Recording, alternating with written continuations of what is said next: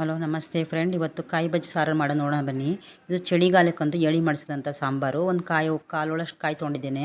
ಜೀರಿಗೆ ಒಂದು ಅರ್ಧ ಚಮಚ, ಮೆಣಸು ಒಂದು ಅರ್ಧ ಚಮಚ, ಶುಂಠಿ ಒಂದು ಇಂಚಷ್ಟು, 4 ಮೆಣಸಿನಕಾಯಿ, ಹಸಿಮೆಣಸಿನಕಾಯಿ, ಕೊತ್ತಂಬರಿ ಸ್ವಲ್ಪ, ಅರಿಶಿನ ಒಂದು ಅರ್ಧ ಚಮಚ, ಹುಣಸೆಹಣ್ಣು ಒಂದು ಅರ್ಧ ನಿಂಬೆಹಣ್ಣಿನ ನೆನೆಸಿದ್ದೇನೆ. ಇವೆಲ್ಲವನ್ನು ರುಬ್ಬಿಕೊಳ್ಳೋಣ. ಮತ್ತು ಒಗ್ಗರಣೆಗೆ ಒಂದು ಈರುಳ್ಳಿ ಕಟ್ ಮಾಡಿಟ್ಟಿದ್ದೇನೆ, 2 ಕರಿಬೇವಿನ ಸೊಪ್ಪು ಕಡ್ಡಿ, ಒಂದು ಅರ್ಧ ಚಮಚ ಸಾಸಿವೆ, ಒಂದು ಅರ್ಧ ಚಮಚ ಕಡಲೆಬೇಳೆ ಉದ್ದಿನಬೇಳೆ, ಒಂದು ಸ್ವಲ್ಪ ಹಿಂಗು, ಒಗ್ಗರಣೆಗೆ ಉಪ್ಪು ರುಚಿಗೆ ತಕ್ಕಷ್ಟು. ಮಾಡೋದು ಹೇಗೆ ನೋಡೋಣ ಬನ್ನಿ. ಕಾಯಿ, ಕೊತ್ತಂಬರಿ, ಶುಂಠಿ, ಜೀರಿಗೆ, ಮೆಣಸು, ಹಸಿಮೆಣಸಿನ್ಕಾಯಿ, ಹುಣಸೆಹಣ್ಣು, ಅರಿಶಿನ ಪುಡಿ ಎಲ್ಲವನ್ನು ಹಾಕಿ ರುಬ್ಬಿಕೊಳ್ಳೋಣ.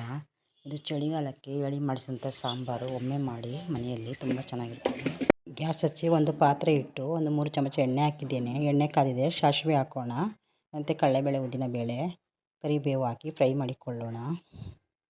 ಸಾಸಿವೆ ಕಡಲೆಬೇಳೆ ಫ್ರೈ ಆಗಿದೆ. ಇದಕ್ಕೆ ಈರುಳ್ಳಿ ಹಾಕಿ ಫ್ರೈ ಮಾಡಿಕೊಳ್ಳೋಣ. ನನ್ನ ಚಾನಲ್ಗೆ ಸಬ್ಸ್ಕ್ರೈಬ್ ಮಾಡಿ, ಲೈಕ್ ಮಾಡಿ ಫ್ರೆಂಡ್.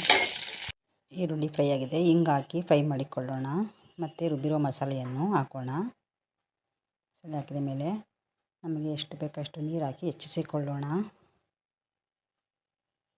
ಇನ್ನು ಸ್ವಲ್ಪ ನೀರು ಹಾಕ್ಕೊಳ್ಳೋಣ.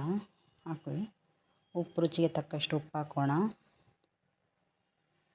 ಅಷ್ಟು ಉಪ್ಪು ಹಾಕಿ ತಟ್ಟೆ ಮುಚ್ಚಿ ಒಂದು 5 ನಿಮಿಷಗಳ ಕಾಲ ಬೇಯಿಸಿದರೆ ಕಾಯಿ ಬಜ್ಜಿ ರೆಡಿ ಆಗುತ್ತೆ. 5 ನಿಮಿಷಗಳ ಕಾಲ ಕುದ್ದು ರೆಡಿಯಾಗಿದೆ. ಕಾಯಿ ಬಜ್ಜಿ ತುಂಬ ಚೆನ್ನಾಗಿರುತ್ತೆ. ಒಮ್ಮೆ ಮನೆಯಲ್ಲಿ ಮಾಡಿ ನೋಡಿ.